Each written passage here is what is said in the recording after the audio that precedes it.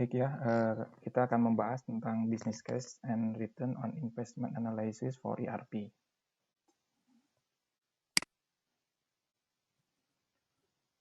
Implementasi ERP itu termasuk implementasi yang membutuhkan biaya yang cukup besar ya.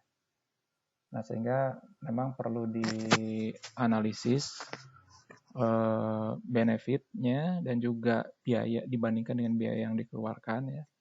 Sehingga memang benar-benar sesuai dengan kebutuhan dan juga kemampuan dari perusahaan. Kalau kita lihat biaya yang dikeluarkan untuk implementasi itu bisa kita bagi ya ke dalam dua kelompok, yaitu biaya langsung atau direct cost dan indirect cost atau biaya tidak langsung. Biaya langsung itu adalah biaya yang jelas pembebanannya ya untuk implementasi ya. Jadi contoh di sini misalnya direct cost itu seperti hardware.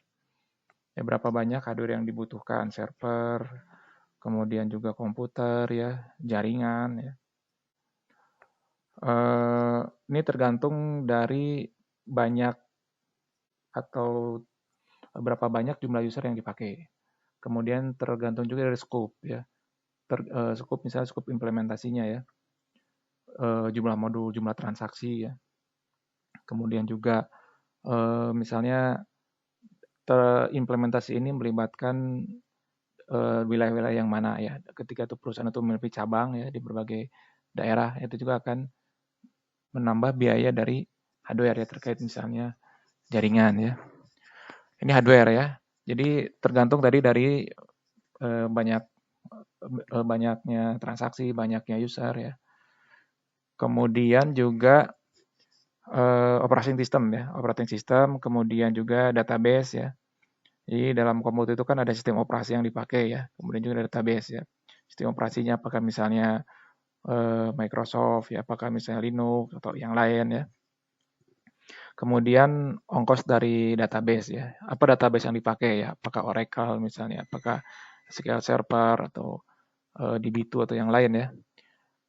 Nah, ini ada biaya juga ya, biaya untuk lisensinya atau membeli softwarenya. Kemudian juga biaya untuk aplikasi ERP itu sendiri ya. Nah, ini beragam ya, antara satu ERP dengan ERP yang lain, biayanya itu beragam ya. Kemudian dan ERP application juga tergantung dari user ya. Berapa jumlah user yang dipakai ya.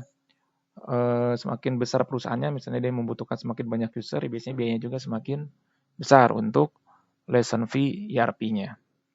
Kemudian yang perlu diperhatikan juga ERP application maintenance cost. Jadi biaya sesudah implementasi ya, karena biasanya ada biaya maintenance mungkin sekitar 20% ya dari license ERP-nya. Nah, ini untuk maintenance misalnya untuk kepentingan support misalnya ya, yang sifatnya ke aplikasi ya. Nah, kemudian complementary software license fee, biaya-biaya software yang dibutuhkan untuk implementasi ya, software pendukung ya. Misalnya kita akan melakukan pemodelan menggunakan business process engineering ya. Kita belum punya tools-nya misalnya untuk melakukan pemodelan ya. Kita misalnya membeli license untuk software tersebut ya. Atau misalnya untuk kepentingan project kita membutuhkan software untuk manajemen proyek ya, misalnya seperti itu. Nah, kita membayar juga ya license fee-nya. Kemudian consulting ya. Ya, consulting service ya. Nah, ini termasuk biaya yang paling besar ketika implementasi. Ya, jadi biaya untuk konsultannya. Ini juga tergantung nanti besar kecil banyak atau tidaknya konsultan ya, tergantung dari scope-nya ya, tergantung dari modulnya yang dipakai. Kemudian post implementation support ya from a consulting company. Nah, ketika sesudah implementasi juga ya ada biaya ya dari consultingnya ya, walaupun tidak sebesar ketika biaya implementasi. Kemudian biaya training ya, biaya training pelatihan ya. Pelatihan untuk misalnya core team ya, untuk misalnya user ya. end user, pelatihan untuk misalnya manajer ya, yang terlibat. Ya, karena perlu misalnya ada ada trainernya, ada kalau misalnya ada hotel perlu sewa hotelnya gitu kan, konsumsi dan lain-lain. Kemudian project management office cost. Jadi ada PMO biasanya ketika implementasi itu yang disebut project management officer ya. Nah, project management officer ini dia punya kantor ya, project management office gitu kan ya. Nah, dia sewa kantor biasanya, terus mempersiapkan peralatan-peralatan untuk kantornya ya, komputernya, printernya misalnya ya. Seperti itu ada kendaraan. Ya. Ketika misalnya kita sewa konsultan, kita juga kan kita harus sediakan kan tempat gitu kan. Nah, ini biaya yang perlu dipertimbangkan juga. Atau biaya-biaya lain ya. Ya misalnya ketika migrasi data kita butuh orang tambahan ya untuk melakukan migrasi. Atau misalnya biaya-biaya yang support ya. Bisa jadi misalnya konsumsi, misalnya akomodasi ya. Hal-hal yang sifatnya supporting juga perlu dipertimbangkan. Nah, ini direct cost. Kemudian ada juga indirect cost ya. Biaya tidak langsung ya. Misalnya adalah biaya pekerja yang terlibat di proyek ya. Dan biaya ketika misalnya perlu dipindahkan kan, misalnya saya tuh pernah ada proyek gitu kan ya, yang terlibat si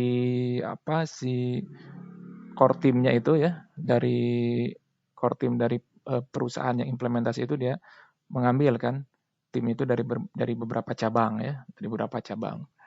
Nah kemudian tentu harus dipindahkan kan, yang awalnya di kota A, kemudian karena kita misalnya kantor pusatnya di Bandung, maka harus pindah ke Bandung misalnya.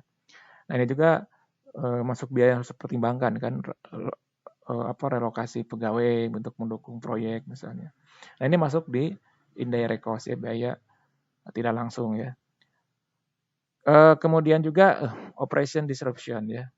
Ketika misalnya implementasi itu sudah go live misalnya ya, itu biasanya memang ada penyesuaian kan, ada masa-masa transisi ya, ada masa-masa transisi. Nah itu perlu dipertimbangkan ya, karena ketika masa transisi itu membutuhkan, bisa jadi mungkin ada transaksi yang kemudian ataupun ada benefit yang belum kita bisa realisasikan ya.